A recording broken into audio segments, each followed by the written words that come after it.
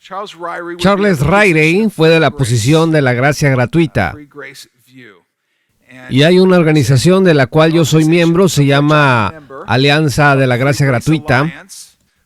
Y nosotros definimos la gracia gratuita así, que el único medio para recibir el don gratuito de la vida eterna es la fe en el Señor Jesucristo, el Hijo de Dios, cuya muerte sustitutoria en la cruz satisfizo completamente el requerimiento para nuestra justificación y fue resucitado corporalmente de los muertos. Podemos tener articulaciones distintas de algunos puntos, pero todos concluimos en la gracia gratuita que la salvación es solo por gracia a través de la fe y que la única condición de la salvación es creer en la obra terminada de Cristo. Creer, confiar y tener fe son palabras sinónimas. Y no existe otra condición adicional necesaria para la salvación. Creer es la condición. Ahora debes entender el contenido del Evangelio, ¿cierto? Pero el enfoque es lo que Cristo ha hecho en nuestro lugar, en la cruz, satisfaciendo nuestra condena y resucitando de los muertos. Ahora, la salvación por señorío, la posición opuesta o la posición que compite, bueno, el punto de vista del señorío expresamente dice que tenemos una necesidad de reconocer a Cristo como Señor y Maestro de nuestra propia vida en el acto de recibirlo como nuestro Salvador. Estos dos no son dos actos secuenciales o diferentes o pasos sucesivos, sino un acto puro de fe confiante. Aún en esta definición que da Kenneth Gentry, que es de la posición de salvación por señorío, usa esta palabra de fe pura o confiante. Y presenta una dicotomía, es decir, hay una fe pura y una fe impura. Hay una fe genuina que resulta en salvación y hay una fe que se queda corta, que no resulta en salvación. Aunque después entraremos en detalles, en la posición de salvación por señorío dice que al momento de la salvación debes de someter todas y cada una de las áreas de tu vida a Cristo. Pero hablemos de algunas deficiencias. Esta palabra de señorío, no me gusta usarla. Bueno, yo me gusta pensar en mí como un creyente de salvación por señorío porque yo creo en el señorío de Cristo. Pero a veces no escogemos los términos, a veces salen del debate. De manera que debemos de entender que el término de salvación por señorío es deficiente. ¿Pero por qué? Bueno, porque en el aspecto objetivo, todos los que estamos aquí creemos en el señorío de Cristo. Todos creemos en el señorío de Cristo en el sentido objetivo. Todos los cristianos ortodoxos creen que Jesucristo es Dios. Si no crees en el señorío de Cristo, entonces tú eres un hereje. Estás fuera del cristianismo ortodoxo. Estás metido en una secta. Pero en un sentido subjetivo, y así es como lo usa salvación por señorío, solo algunos cristianos creen que someterse al señorío de Cristo en todas las áreas de la propia vida es esencial en el momento de la salvación.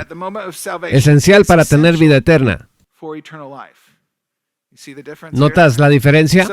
Así que el término salvación por señorío es confuso. Necesitamos definir bien los términos en las discusiones teológicas.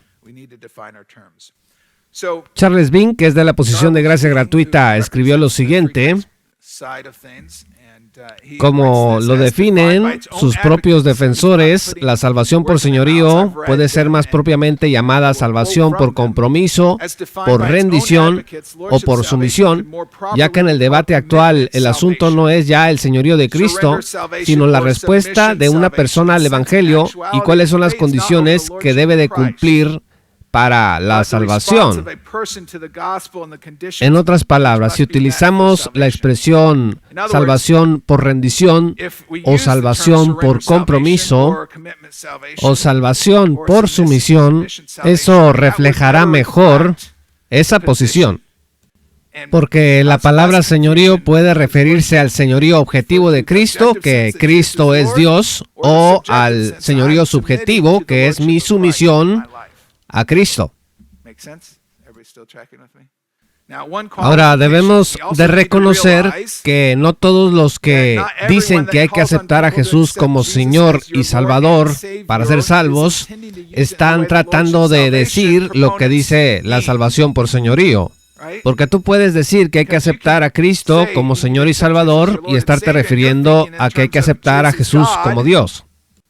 Mientras que otros pueden estar refiriéndose a que tú debes de someter tu vida al señorío de Cristo.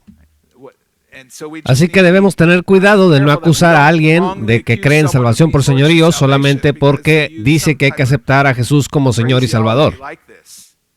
Tal vez están tratando de decir lo que nosotros en gracia gratuita, que debes aceptar que Jesús es Dios, que en la salvación Jesús es Dios, porque de otro modo su muerte en la cruz no fue suficiente. Algunos otros términos que debemos tomar en cuenta cuando estés leyendo, si lees en esta área, que son términos derogatorios, que no son nada amables, que nunca lo han intentado, no son términos precisos, como por ejemplo creencia fácil. Nos acusan de enseñar creencia fácil. Dicen que enseñamos asentimiento mental, no es lo que enseñamos. Pero gente de salvación por señorío, como por ejemplo MacArthur, utilizan estos términos como creencia fácil, gracia barata, o salvación sin señorío o de no señorío. Frecuentemente títulos disparatados son utilizados por MacArthur y otros en contra de gente de la posición de gracia gratuita como Charles Riley, como el Campus Cruzada, contra nosotros también. Incluso John MacArthur se rehúsa a reconocer el título gracia gratuita, como lo prefieren, por ejemplo, gente de gracia gratuita como Charles Riley, y él prefiere hablar de salvación sin señorío o de no señorío. Si tú lees su segundo libro, La fe que obra, ahí usa frecuentemente este término de salvación sin señorío o de no señorío, y nos pinta como que si nosotros no creyéramos en el señorío de Cristo. Así que yo creo que podemos aprender dos cosas de este debate. Primero, en cómo sostener un debate a la imagen de Cristo y no estar caricaturizando la posición del otro, el no citar mal a otros, y lo segundo es cómo entender bien el Evangelio y asegurarnos de que estamos comunicando claramente lo que dice la Escritura. Las dos cuestiones cruciales aquí son, en primer lugar, averiguar si la fe salvadora debe acompañarse de compromisos. Debes de comprometerte o de someter cada área conocida de tu vida ante el señorío de Cristo al momento de tu salvación. Y la segunda cuestión crucial es si un verdadero creyente, un creyente genuino, va a perseverar hasta el fin. Creo que la primera es la cuestión más importante y la segunda tiene mucha atención en la obra de MacArthur. Se ha convertido en una cuestión secundaria porque él inicia el diálogo estableciendo las condiciones del debate. Joseph Dillow utiliza aquí dos palabras para hablar de esto: carga frontal y carga trasera. Claro, a la gente de salvación por señorío no les gustan estos términos porque implican que tú le estás añadiendo algo al Evangelio. Algo al principio del Evangelio y algo al final del Evangelio. Pero te guste o no, esto nos ayuda a pensar en algo al principio y en algo necesario al final. Al principio, lo que debes de hacer para tener una salvación genuina, y al final, lo que debes de hacer para ser considerado uno de los electos en la salvación, que es perseverar. Ahora veamos algunas preguntas prácticas de esto. ¿Cuál es la condición o condiciones para la salvación?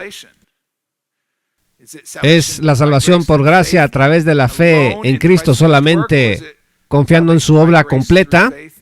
¿O es por gracia a través de la fe en Cristo y su obra terminada, más un compromiso de sumisión al señorío de Cristo? Como los católicos con el bautismo y los sacramentos, o los arminianos con las buenas obras. La segunda pregunta, que se refiere a la carga trasera del Evangelio: ¿qué es lo que se requiere para probar que tú has sido salvado o que eres uno de los elegidos? lo que los calvinistas llaman la perseverancia de los santos, la P del tulip, el quinto punto.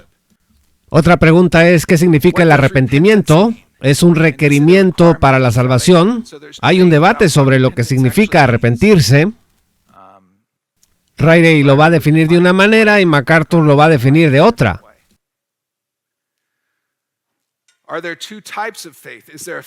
Otra pregunta, ¿hay dos tipos de fe? ¿Una fe que salva y una fe que no salva?